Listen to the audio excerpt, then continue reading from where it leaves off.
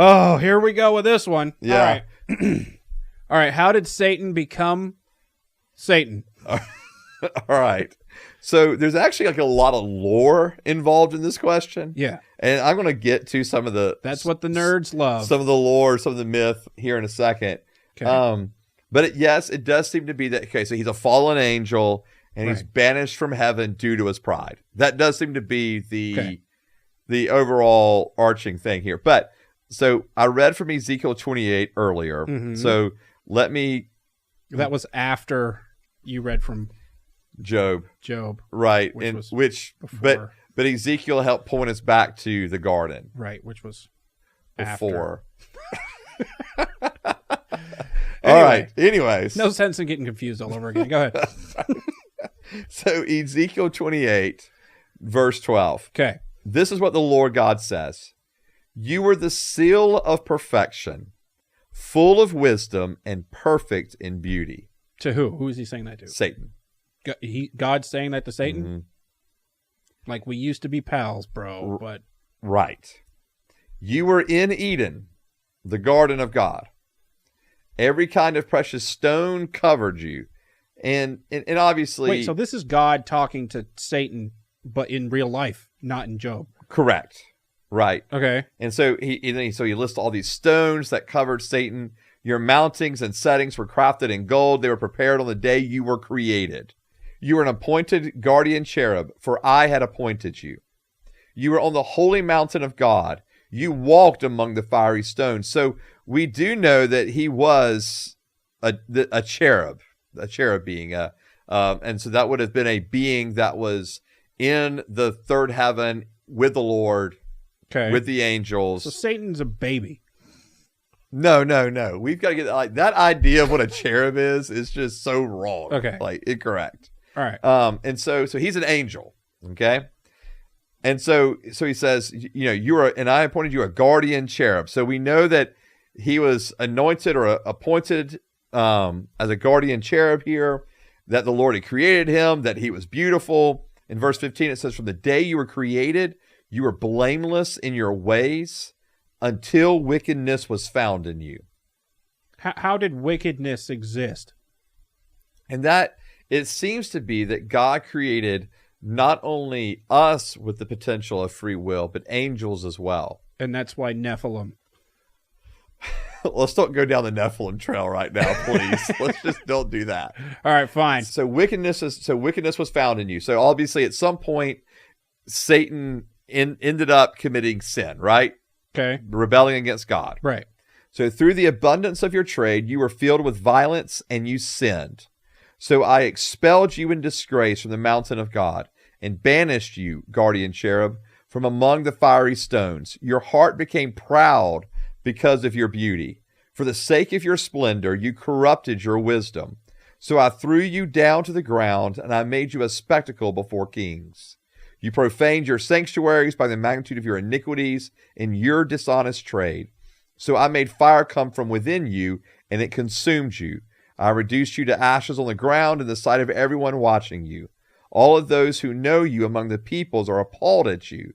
You've become an object of horror and will never exist again.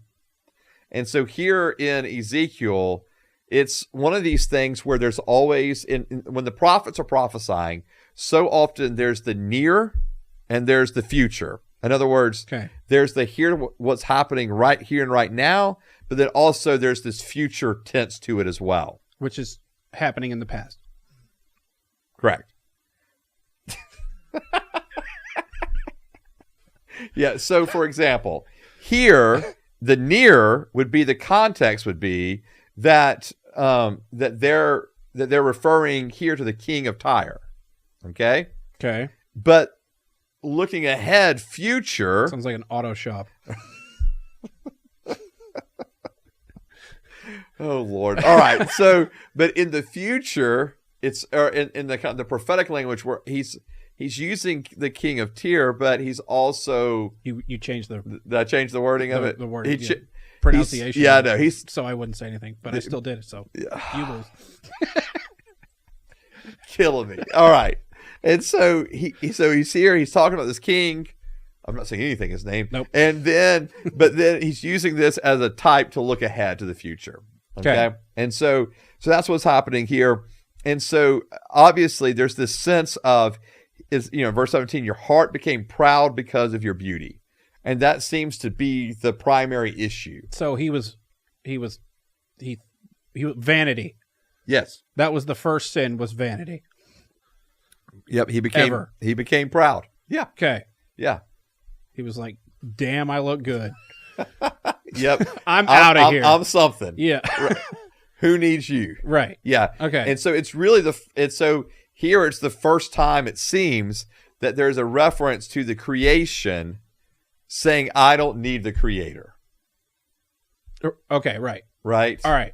So And that's what he did. yeah. And so that, and again, that has that connection going back to the same thing Adam and Eve did, right? Right. Like the very first thing that, I can be really smart without you. yeah. All right. Like you don't need God. God, like in other words, Satan is basically saying you don't need God. He's actually holding you back. Right. You would have knowledge if you don't need God. Right. So he went and did he did a sin and then got kicked out, and the first thing that he did with Adam and Eve was get them to sin in the exact same way that he did. Yeah. With pride being the issue. Right. Yes. And Okay. so, and now whether that's the first thing he did or not, we don't know the right. exact time frame between when is he thrown out Right. and when does he go to tempt Adam and Eve. Like Mm-hmm. we don't know, and creation happened. We don't know when all of this occurred. All right. So God exists, Uh-huh. but he's lonely and bored. So he False, creates false. So, God exists. okay. He's not lonely and bored.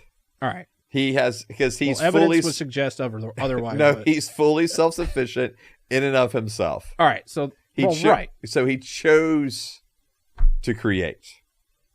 All right. Yeah. So God decides to create angels. Mm-hmm. And then when does he decide to create people?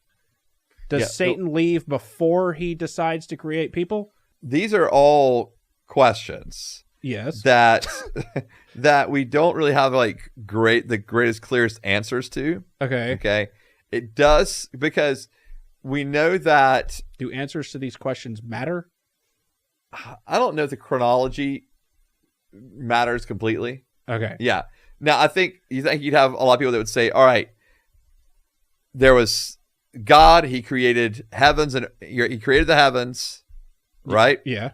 He needed somewhere to live. And Right. he didn't need somewhere to live.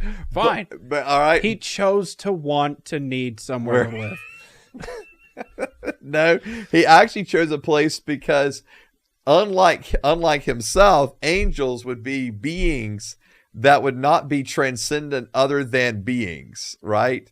So you had, like, God is a transcendent other than being outside of time and space. And angels are not? No, because anything that they create, anything God creates is locked into time and space. Except angels. Well, obviously he's given angels the ability to go from heaven to earth, right? Right. But they still had a place to have a place to be. They couldn't just like God is fully transcendent then. Okay. Right? Does that make sense? Right. Right. Okay, yeah. Okay. Yep. All right. So he creates angels. Creates angels. And one of them sucks, and his name is Satan. Right. And he's like, I'm out of here. And then where does he go? Yeah. So the logical thing would be that Earth has been created and he is sent to Earth. Okay. That would be like kicked out to Earth. Although we also know that hell itself was created for Satan. Okay. And his demons. We do know that. Okay. Immediately. That seems to be the place that God created that for them. And so, yeah. Okay. Yeah. And unfortunately, because when we started to sin, we became like Satan. Okay. And therefore we joined him in hell. So the angels, why do they like us? Because God later was just like, you guys aren't good enough. I need to make something else that's better. Well, that's not fully the way it went down. Okay, then the last question is on this, I guess, Okay. unless you have more to say. But the last question is, could this happen again? Could there be Satan 2 Yeah. and be another hell? And Right. you know what I mean? Right. No, it's always been a question because you do see the fact that there was those that fell with Satan. Right. And then there was another group that fell, hence Nephilim. Okay. So You brought it up, not me. I know. So therefore, it obviously lends itself to the fact of it did happen again. Okay, but why did And if it did happen again, couldn't it at that point? Couldn't it happen again later on down the road? why were too? Nephilim? Why did they not get it as bad as Satan and all his people did then? What do you mean? Because their existence was a little better than going to hell and Yeah. Okay. But Nephilim were the so. All right. So to bring everybody else into the story, can't believe we're going down this road. All right. This is going to happen. All right. So bring everybody else into the story. All right. So in Genesis chapter 6, Yeah. it says that the sons of God, sons of God, which we refer to which we know are angels. Mm-hmm. Angels come. They have relations with women. Right, but they were Their children are the Nephilim. Did those angels sin against God, and that's why they came down here? Yes, the angels sinned, and that's why they ended up here. Okay, well, why did they get to come to Earth and sleep around, but Satan's stuck tempting everybody and living in hell? Okay, well, no, but he's not though, right? He's on the earth. Okay, so why did So they? Satan's not stuck in hell. So did angels come down and possess people, and then sleep in their bodies, sleep with people in their bodies, and then those kids were called Nephilim, and they were really just people, but they got possessed by angels? Okay. No, I hear what you're saying. All right. Let me read this. All right. And hopefully make some sense of it. I'm in Genesis 6. Yeah. Verse 1. Yeah. When mankind began to multiply on the earth and daughters were born to them, the sons of God saw that the daughters of mankind were beautiful, and they took any that they chose as wives for themselves. The Lord said, "My spirit will not remain with mankind forever, because they are corrupt. Their days will be 120 years. The Nephilim were on the earth both in those days and afterward, when the sons of God came to the daughters of mankind who bore children to them. Okay. They were the powerful men of old, the famous men." Okay. So the Nephilim are the kids, but I'm talking about the angels. Right. Right. So why did what sin against God did they commit? We don't know exactly what happened, but it seemed they rebelled against their creator. Okay, so the question In is some way- why did they get to go and enjoy themselves and sleep with all Yeah, the ladies instead of But be spirits and Okay. haunt people?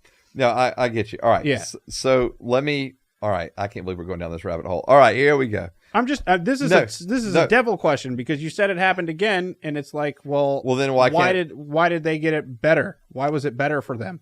Right. Now I'm in Jude.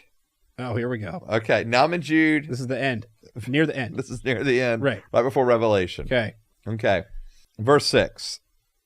The angels who did not keep their own position, but abandoned their proper dwelling, he has kept in eternal chains in deep darkness for the judgment on the great day.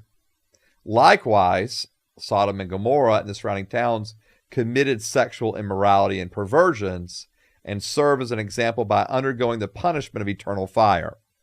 So here in Jude 6 and 7, it speaks again of the angels who did not keep their own position but abandoned their proper dwelling, and it's referring to those that we're reading about in Genesis 6. Okay, so all the Nephilim died in Sodom and Gomorrah. He's making what he's doing is he's making a connection between Sodom and Gomorrah and the sexual immorality and perversions that happened, and these angels with their sexual immorality and perversions with the daughters of mankind, as it's phrased. Okay, so that's why God killed Sodom and Gomorrah. And so, well, okay, yes, right? yes, because there was, but Sodom and Gomorrah, yes, sexual immorality and pride. Right, but did all of the angels and Nephilim die in Sodom and Gomorrah? No. Sodom. Okay, so all right, so let's kind of track back through this because we see that this happens in Genesis 6, the Nephilim, right? Right. In Genesis 7, what happens? Oh, the flood. The flood. So Sodom and Gomorrah was before or after that. Uh-huh. In more Genesis time. Right. Okay. Right. Okay. And so in more Genesis time. Yes. Okay. And so this would have happened before Sodom and Gomorrah. So the writer of Jude is just making a connection between the fact that, hey, there's these angels that committed sexual immorality. Sodom and Gomorrah committed sexual immorality. Oh. Both were judged. I got you. Okay. And it seems, looking at here, that the punishment for those, like in Genesis 6, that they were kept in eternal chains and deep darkness for the judgment on the great day. So that's where they are presently. So all the Nephilim died in the flood, and then... You're right. Although it's interesting because the Israelites, when they go into Canaan... They come back and they report, the spies, remember? Yeah. The spies go into Canaan, they come back and they report, hey, there's Nephilim in Canaan. Yeah, well, their binoculars sucked back then, and they don't know what they're talking about. Yeah, it makes it pretty hard to believe there was actually Nephilim. Yeah. Yeah. Giants or individuals that look taller. Right. Yes. Nephilim, probably not. It was probably an exaggeration on their end. Right. That's what we're going to go with. Yeah, that's what we'll go with. And they don't exist anymore today.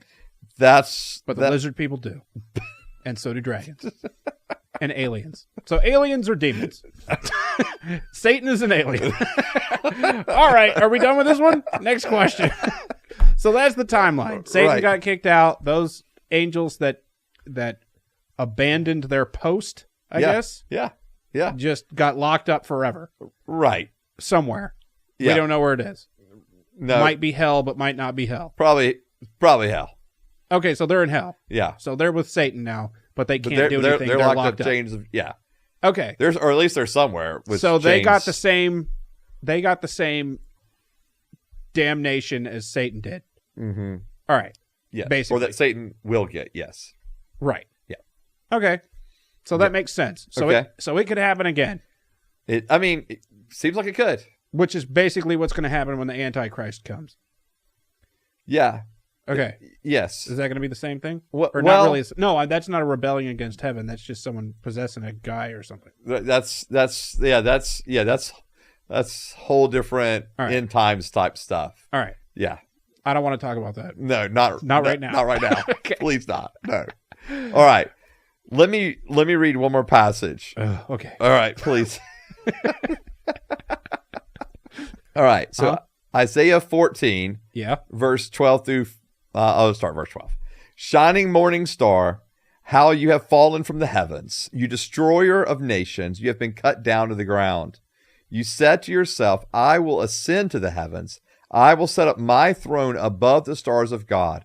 I will sit on the mount of the God's assembly in the remotest parts of the north. I will ascend above the highest clouds. I will make myself like the Most High. But you will be brought down to Sheol, into the deepest regions of the pit. Okay. Hell, if you want to put it that way. Sheol is hell. Yeah. Those who see you will stare at you. They will look closely at you. Is this the man who caused the earth to tremble, who shook the kingdoms, who turned the world into a wilderness, who destroyed its cities and would not release the prisoners to return home? All the kings of the nations lie in splendor, each in his own tomb. But you are thrown out with a grave like a worthless branch, covered by those slain with the sword, and dumped into a rocky pit like a trampled corpse. And so here is this sense of that again, the Satan was in the heavens and has been thrown down. Okay? Sometimes I feel like when Bible verses talk about Satan, it's like a contest to see who can be the meanest to him in how they write about it. This is what's going to happen to you. Maybe. We're going to cut all your toes off and then all your fingers off. Right. Yeah. And then Okay, I'm going to read one final thing from Jesus. Well, I'll just quote it. So in Luke 10:18, Jesus, the disciples have come back. They've been sent out. They come back and they report to Jesus all that they've done. And Jesus tells them, I have seen Satan fall like lightning. Okay. Okay. And so it is, again, this idea of Satan was in the heavens and he no longer is. Lightning also comes up from the ground, though. Well, isn't that interesting? Okay. So I'm not getting into the scientific stuff. All right. And so the whole point of Jesus, anyway. All right. So Jesus is just saying, again, Satan was there and now he's not. So one of the things that has thrown about a lot is the idea that Satan was a worship leader in heaven. Have you heard this before? No. Yeah. So it's especially like in charismatic circles. Did he play the acoustic guitar? And wear Converse? Right. And skinny jeans? Yes. I don't think slightly ripped up skinny jeans? Right. They had to be slightly ripped up, though. Mm-hmm. Yeah. Not that I know of. Did he have a tasteful Christian tattoo? You just go stereotype all these guys, aren't you? Yeah. Yeah. It's okay. Half poking out of his short sleeve t-shirt? Right. Yeah. Yeah. I win. All right. So whether Satan was or not like this worship leader, it's not really, it doesn't seem to really play there. There's a passage that refers to Lucifer, and it does talk about him with instruments, but it doesn't seem as if it's calling him like the chief, worship leader per se, right? I mean, this makes sense. Everyone in a band always gets caught up in something. Yeah. Well, and what's interesting too, though, is like you're right, because like what's interesting to me too is like music, especially in church, can be so divisive.